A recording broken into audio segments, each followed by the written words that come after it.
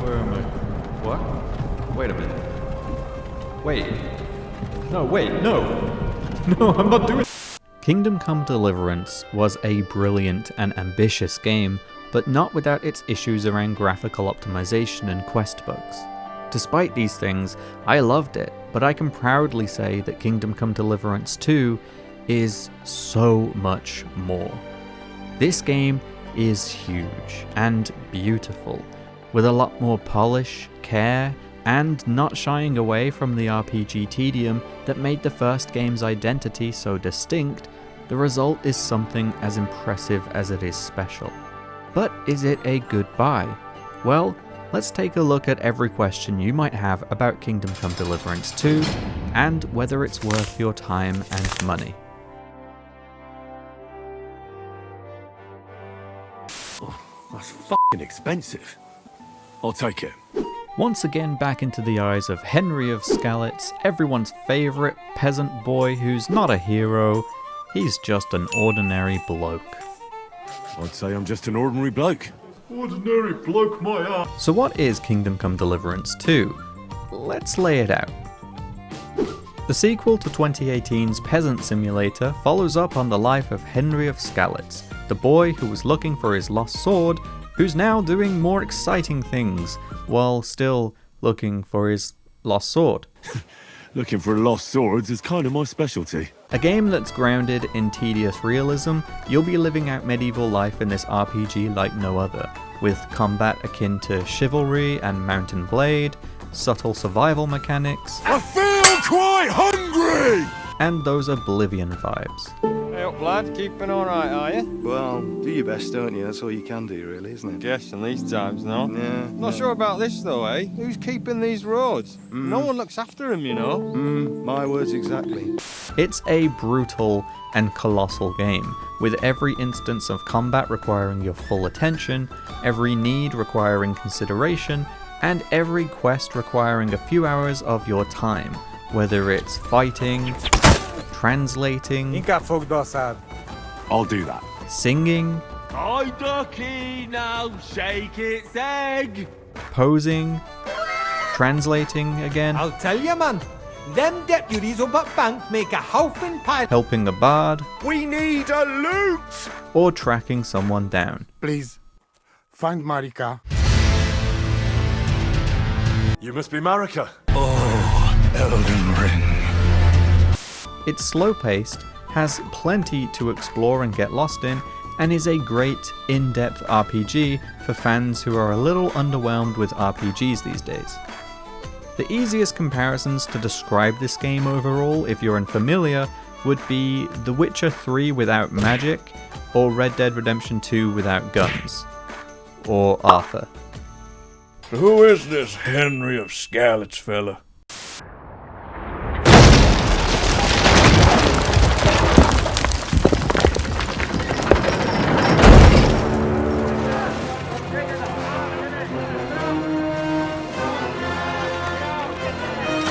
Following on directly from the end of the first game, Henry and Hans are arriving in this new region to deliver a message to Otto von Berghoff. But, well, this is a brand new video game, so things can't go that well right off the bat.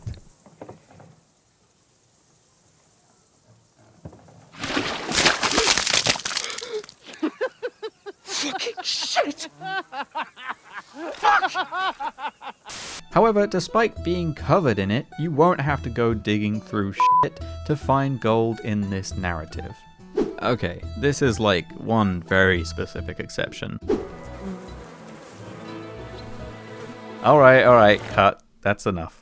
But while I don't want to say too much to spoil the direction of the story, I can say that this game is a lot more action-packed than the first. You have your ragtag band of interesting characters that are lovable, or hateable, sometimes both, and you have some twists, turns, heated politics, medieval warfare, an excellent narrative, and plenty of schemes for Hans and Henry to get mixed up in. After all, we're in a situation neither of us could have expected.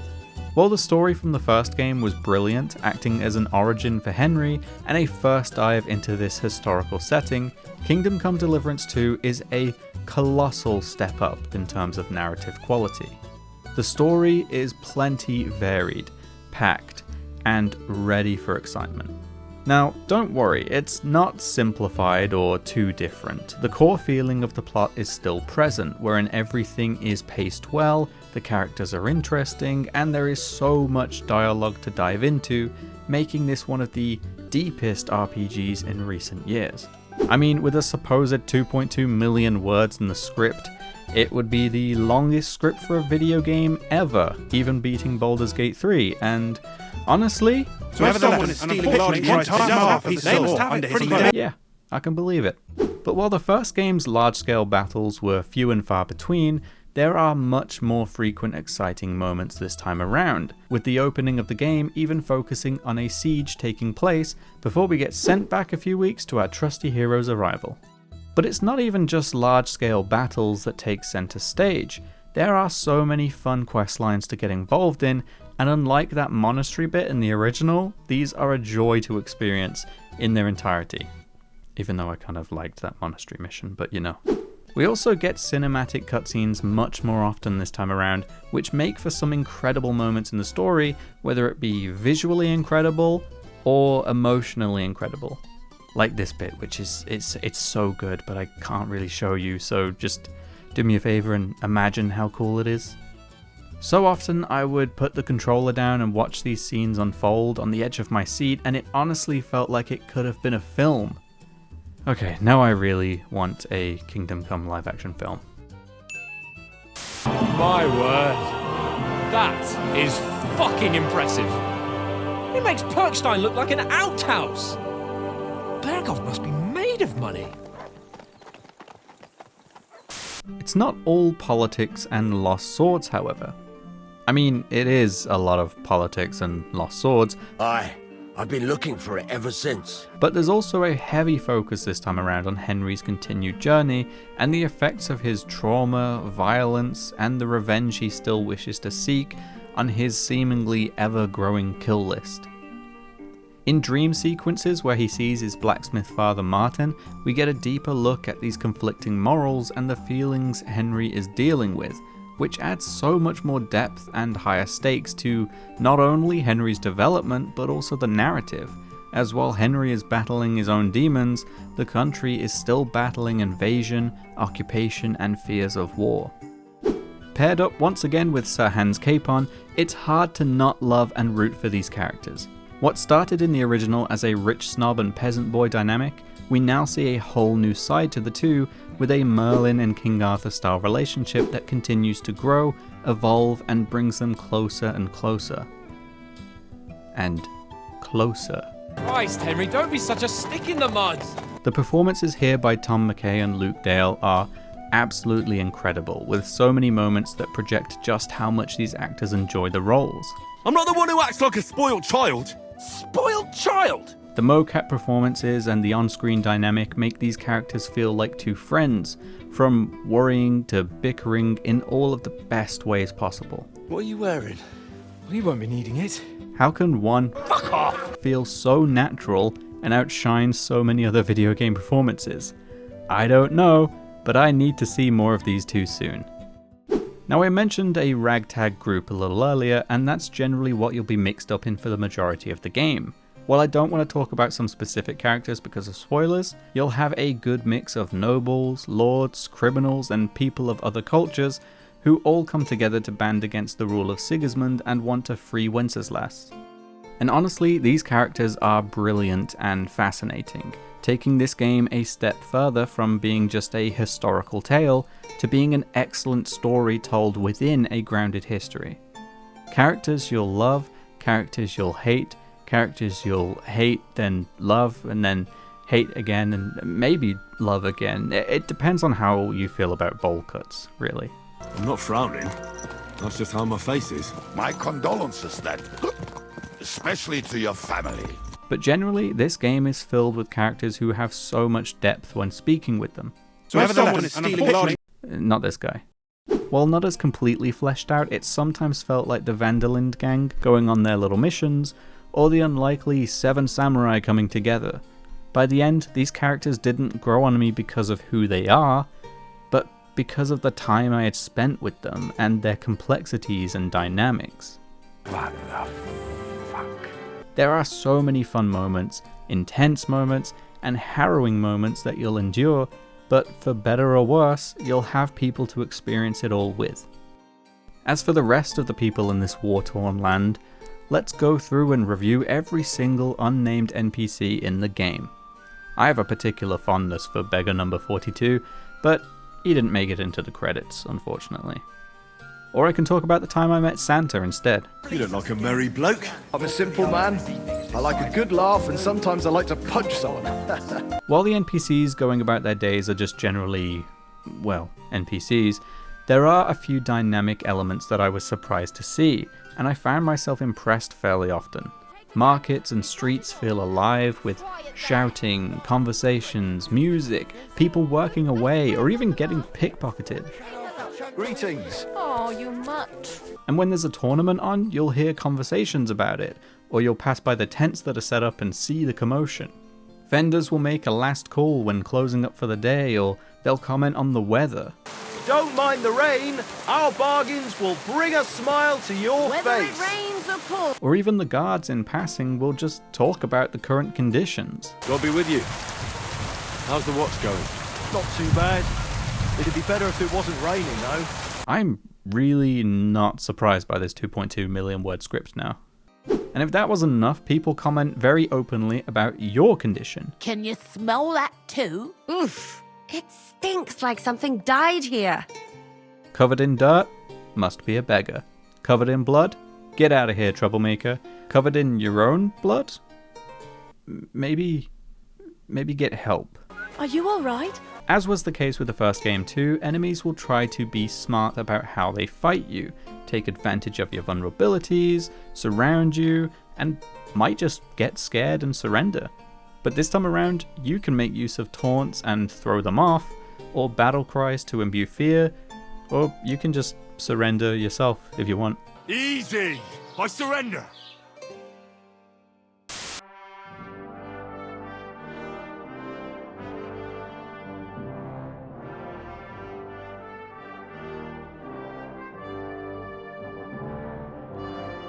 Okay, so now I wanted to talk about the actual world these characters inhabit. In Kingdom Come Deliverance 2, there are actually 2 maps to explore, each with plentiful locations, side quest, and environmental style.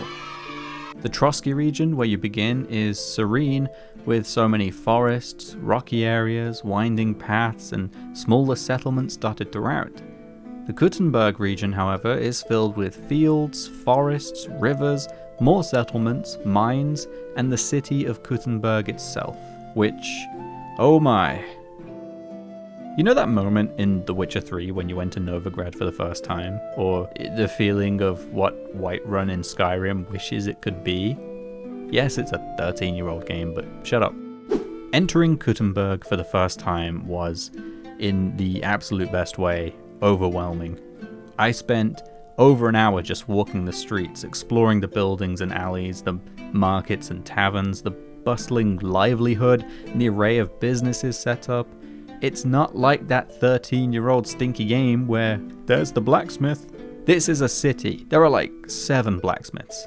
It feels like when you walk around London for 15 minutes and see yet another Greggs. We don't question it, we just go about life with more options. Even after exploring the city, I was still lost at most points, especially when someone told me to go to the miners' district or the Jewish quarter. Sir, which direction do I go?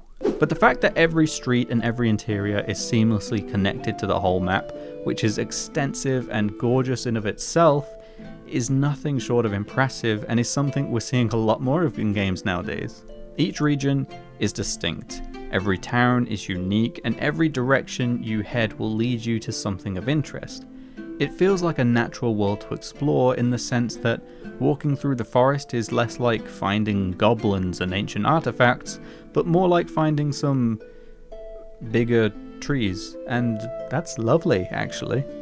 The nature is beautiful to explore, and you might happen upon a scenic spot, a point of interest, some ruins, a smaller settlement or a mill, or maybe a good old video game favorite. Is it in a cave hidden behind a waterfall? Well, no. But it would be nice. All of these things add to the extras of the game, so let's talk about a few of those.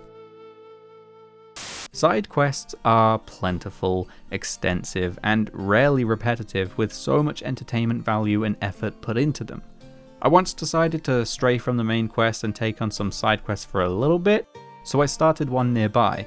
5 hours later, I had wrapped up that same quest, and I couldn't believe the time that had passed. And so often this happens, where a side quest just feels fleshed out and unmissable, despite just being down a back street or from a far out the way farm. The dice game Farkle returns once again, but with some extra depth. Not only are there different versions depending on how much you want to bet, but you can also opt in to play the game using badges, which are obtainable items that allow you and your opponent to trigger abilities, buffs, debuffs, and generally disruptive spanners thrown into the works. It's not quite hopping on the trend of including a TCG in the game, but maybe this is 1403 Pokemon cards from Bohemia. And then we have encounters, something that was in the first game too, but I feel not enough games are implementing. When you travel the world via fast travel, and let's be honest, this is what we end up doing when going back and forth for dozens of hours, it will show your movement on the map, along with time passing, and your energy and nourishment will deplete. Along these journeys, you may be stopped and given a text-based adventure-style prompt that tells you of a situation, whether it be an ambush, a mugging, a stranger, a nearby camp, or anything else like that. You can then choose how you go about it, usually with the option to investigate, continue on, fight, flee, or something contextual. This can often lead to interesting characters, a small skirmish, or helping someone in need. Holy shit, that was a close one. Thank you. And it makes fast travel feel like an actual part of the adventure and not just a loading screen for getting where you need to go. Now, let's talk crime.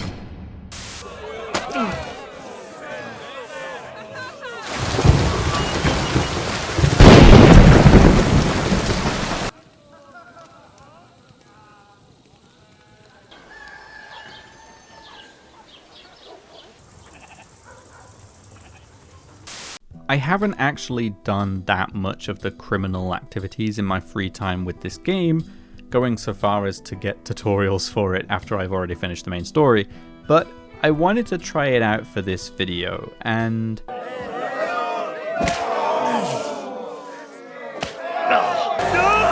what the hell? I'm never committing another crime again. This game will punish you for your crimes and then some, and you'll have to be extensively careful. Not only are there increasingly heavy consequences, but the NPCs are smart. They'll use context to pin something on you, they might accuse you even if you haven't actually done anything wrong but were just acting kind of suspicious, or they might even settle it with a deal rather than calling the guards. It's scary just how astute they can be at times. Who goes there? But the punishments are the scariest thing. These are, without a doubt, punishments.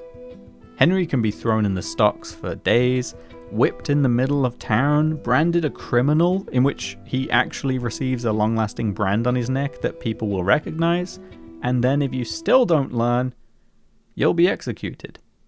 And yes, you get to experience it.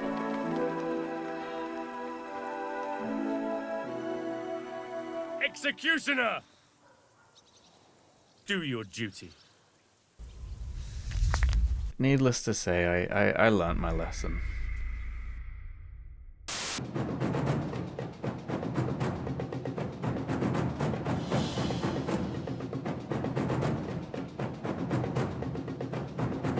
Ah! Help!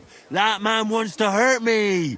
While combat is pretty similar to the first game, there are some slight differences and additions worth noting. First off, while the first game featured 5 directional inputs and a stab, Kingdom Come Deliverance 2 sticks with just 4 directional inputs, with the lower direction being the piercing movement. Now this might sound fairly different on paper, and it is in a way, but also it's not. Having these 4 directional inputs for your weapons means you can take a bit of the stress off the thought of directions, and instead think about your further tactics, movements, and managing multiple foes. What the fuck was that? But don't think this makes it easier. The game's combat is as brutal and unforgiving as the original, and you'll still have to take great care not only to defeat your opponents, but just to keep yourself alive. Also, wear a helmet. And speaking of helmets, I know this was in the original game too, but can we just still talk about how great this is? How many times have I forgotten to put the visor down and received an arrow in the face? Yes. But the excitement in the combat doesn't stop there, because this time we have new weapons and ways to keep them handy. In your inventory, you have 3 different loadouts, so you can be ready to switch between needs, be it combat, noble mingling, sneaking, or whatever you want to be prepared for. In this menu, you can equip belts, which allow you to equip more weapons to a single loadout, with the better belts offering more slots, allowing you to have up to 4 weapons on a single loadout.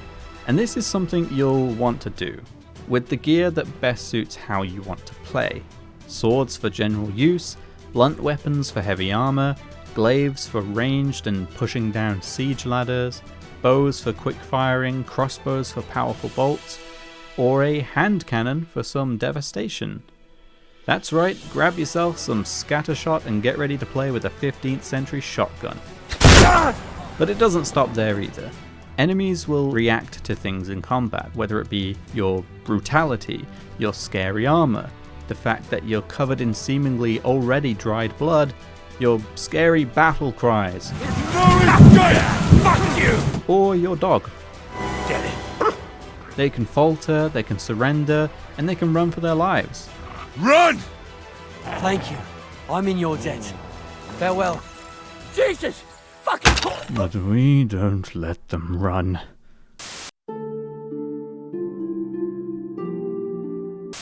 Back in the early Kickstarter days for the original game, the driving point was just how ambitious the game's visuals were, being built on the notoriously demanding CryEngine.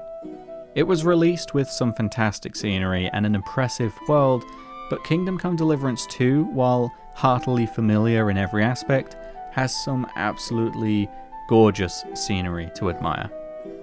I've been playing on the base PS5 and the game looks incredible.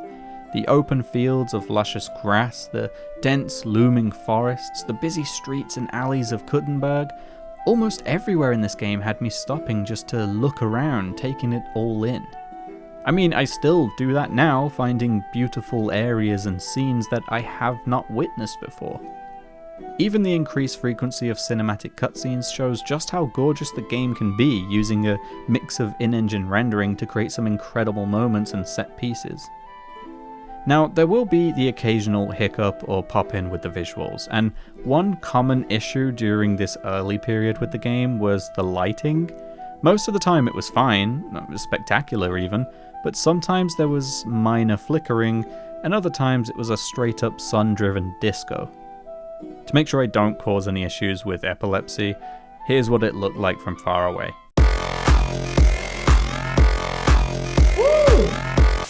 Now, these issues have already been noted by the developers, and the majority of them have actually already been addressed in an update that the game has received prior to launch. Though some of the flickering is still there, it's already miles better, so I can only assume it's going to improve in very short time. But the overall complexity and technical achievement of this game is just something that has to be praised. To this end, some character models will look fantastic. The main cast, as you'd expect, have so many details and refined features, while most standard NPCs won't look too noteworthy and will leave your expectations mostly unaffected. A humble, simple man. In many areas, the game will look marginally better than the original, while in most other aspects, that margin will be miles long.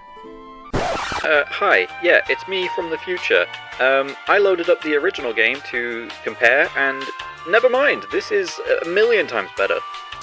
So even with the remaining flickering that I assume is going to be addressed very soon, this game is still easily one of the most impressive looking on current gen, as well as one of the most impressive technically. I mean, just look at those puddle reflections. Wow! This is what people want, right?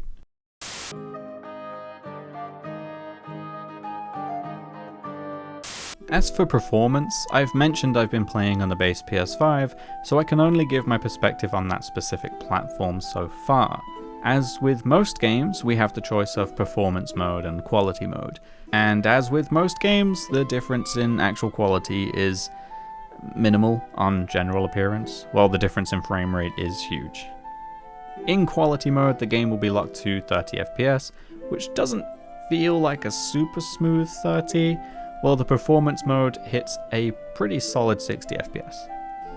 For my playthrough, I stuck with performance as it just made more sense to me for the exploration, the quick combat, and just generally it felt better to play overall.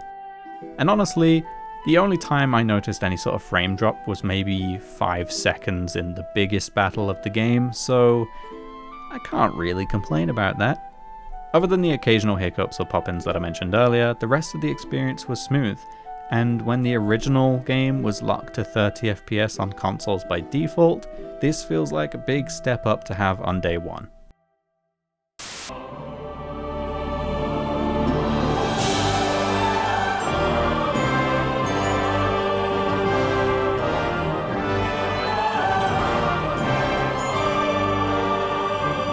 Need I say more?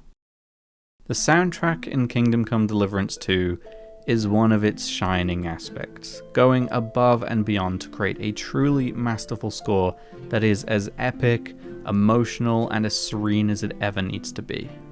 A sequel with a lot more action needs the music to drive it, and there is no shortage in this experience whatsoever.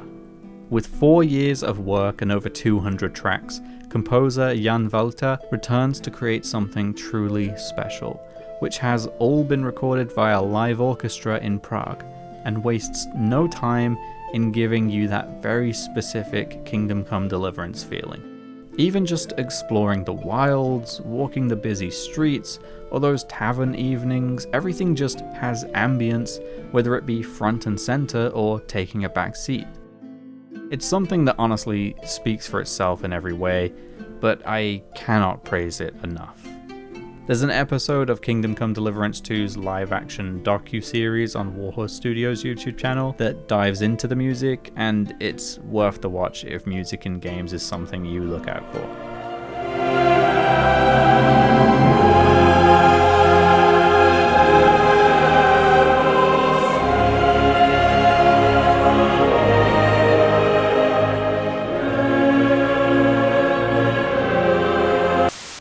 But now we should probably talk about how long this game actually is when you're not stopping to listen to the music or admire the scenery.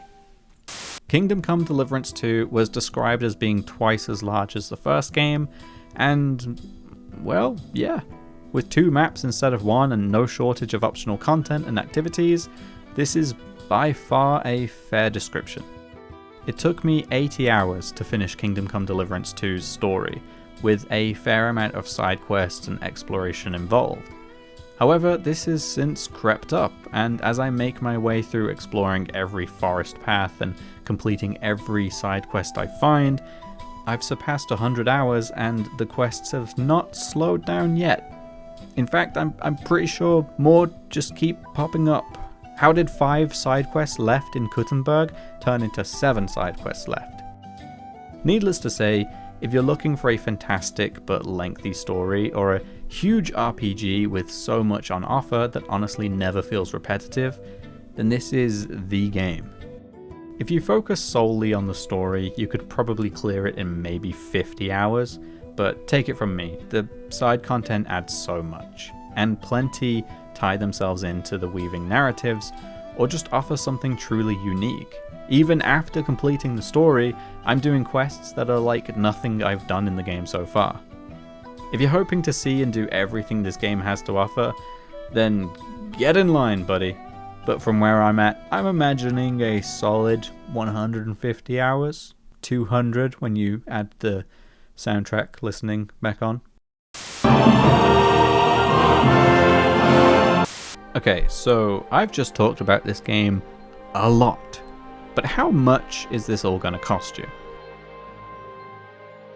Kingdom Come Deliverance 2 will cost you £60 on PlayStation 5, £60 on Xbox Series X and S, and £50 on Steam. You can also purchase the Gold Edition, which bumps it up to £80 on both consoles, and £66 on Steam, which includes the expansion pass and the Gallant Huntsman's kit. For a limited time, both versions will come with a pre-order bonus, which is the Lion's Crest DLC quest, in which you track down a legendary set of armor. The Lion's Crest DLC quest, the Lion's Crest DLC quest, the Lion's Crest. The expansion pass is set for the 3 planned DLC expansions that we are set to receive in 2025, which are Brushes with Death, Legacy of the Forge, and Mysteria wait, is that another monastery quest? Jesus Christ be praised.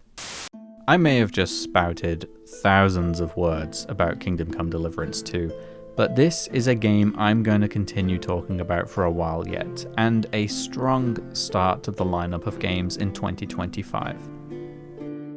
It is an excellent sequel that does exactly what it should do. It stays true to the original, keeping the core fundamentals and vision intact, while building upon it spectacularly, creating an experience that not only outshines the love for the first game, but provides a newfound appreciation for Kingdom Come as a series, with an RPG sandbox of choices and freedom that we hope for but rarely see in other games. From the stellar performances of Henry of Skalitz and Sir Hans Capon, to the roster of lovable vagabonds, to the ever-improving combat system, to the historical settings in which we're free to explore, and of course, the music, which ties everything together with the strongest, silkiest ribbon you've ever heard. If the ribbon made noise. While I can... Okay, let me stop you there real quick. Hi. I have been thinking about this game a lot, and playing this game a lot still, and I've been back and forth on just how to put everything into words, and the me I just interrupted was from a couple weeks ago. As of recording this now, this video comes out tomorrow, and the game the day after that. But I just need to speak freely to really get out just how I feel about this game. Scripts be damned. This game is immensely impressive and incredible. Its technical achievements are amazing. Its historical accuracy is incomparable. And the music is just so special, and I fear that the music will not get the recognition that it deserves, because it really deserves it. And the performances, you have Tom McKay, Luke Dale, all of the cast that have come together to make these characters that feel so much like actual characters, so much like actual people that a lot of other games just don't feel like. And then the whole game itself as an RPG, this is a game that is a brilliant, deep RPG. And that is something that we keep asking for, and something we keep getting disappointed about. This is something that goes on year after year at the moment, whether it's Starfield, whether it's Dragon Age the Veilguard. I'm not talking down on these games, I like both of them in their own ways, but they're not the deep RPGs that we know and that we want and that we miss. And Kingdom Come Deliverance 2 is. It is, right? I know that the first game kind of put people off. It kind of found a niche audience of fans, and that was because it's, it is grueling, it is difficult, it is tedious. And I say that word, I've used that word multiple times here. I think that's a good word. I think that's a good thing. It's so interesting to see how it handles everything. But the problem is, I don't want this game now to turn people away because of those things, when those things are actually what makes it exactly what we want, exactly what we ask for. We want these deep RPGs that really just define everything that makes games great. Games that we don't see anymore. You know, Morrowind and Oblivion, those old days of the Elder Scrolls, and compare it to Skyrim and Fallout 4 and Starfield, and you see the difference just in that example alone. And then you look back to Kota and the Dragon Age Origins and compare that to the more present day ones. Every aspect shows these changes, and a lot of the time we hear about how people want different things. This is exactly what we wanted, and I think the way that Warhorse has handled this as an RPG, as just an overall historical experience of a game, is history within itself, and it deserves so much love and recognition, down to the achievement of it, down to the actors behind it, down to the writers, down to the composer. It is a game that I will continue talking about. A game that I will play again and again, and a game that I cannot wait to see the DLCs, and a series that I hope continues in every single way that it can continue. Kingdom Come Deliverance 2 is incredibly special. And I say that as a fan. I am a fan of the first game, and so of course I know that this is for me, and it's not for everyone. But I think it can be for a lot more people than you might think. If you don't feel like it's for you, I still want to say, try it. If you didn't enjoy the first game as much, or you struggled with it, I want to say try this game. It is improved. While it still sticks to its RPG tedium stuff, you know, it's still slow, it's still difficult. It is incredibly improved. I went back to the original to kind of compare, and the controls are almost completely different. The way every system works is different.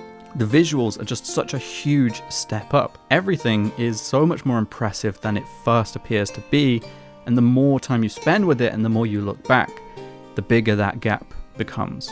I'm kind of rambling because this is completely off script, but I feel like I needed to tell you about this without writing it out in some format that I follow. This is an amazing game. I know we get 6 nominees for Game of the Year at the Game Awards every year, but this needs to be on there. This needs to be one of the 6, because this game deserves it. And I know it's only February, but it absolutely deserves one of those spots. And if nothing else, I want to hear Jan Walter's compositions up on that stage. Kingdom Come Deliverance 2 is incredible, and in any of the small ways it falls short with technical glitches, they are becoming even more minuscule and are easily outshone by everything else. You should play this game, and I mean that.